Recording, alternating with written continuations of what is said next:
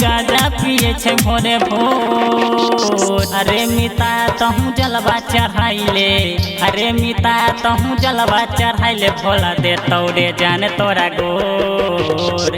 अरे मिता तहूँ जलवा चढ़ाइले, भोला दे तौरे जान तोरा गोर। सबका कमरिया ने कामर सजाबै, देवघर जाइला डीजे बजाबै, गाजा पिए छे भोरे भोर। अरे मिता तहूँ जलवा चढ़ाइले, अरे मिता तहूँ जलवा चढ़ाइले, भोला दे तौरे जान तोरा गोर।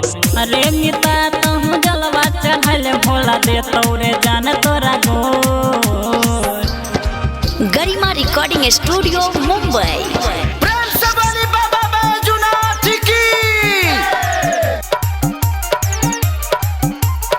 Mix by DJ Kanchan Raj Muzaffarpur. Bhola Baba के सब छियै रे चेला, पूजा करैला अबै देवघर के मेला, पूजा करैला अबै देवघर के मेला। भोला बाबा के सब छियै रे चेला, पूजा करैला अबै देवघर के मेला। देतो ध्यान भोला बढ़तौ ज्ञान रे, देतो ध्यान भोला बढ़तौ ज्ञान रे, गाजा पिए छे भोरे भोर। अरे मिता तहूँ जलवा चढ़ाइले, अरे मिता तहूँ जलवा चढ़ाइले, भोला दे तौरे जान तोरा गोर। अरे मिता तहूँ जलवा चढ़ाइले, भोला दे तौरे जान तोरा गोर।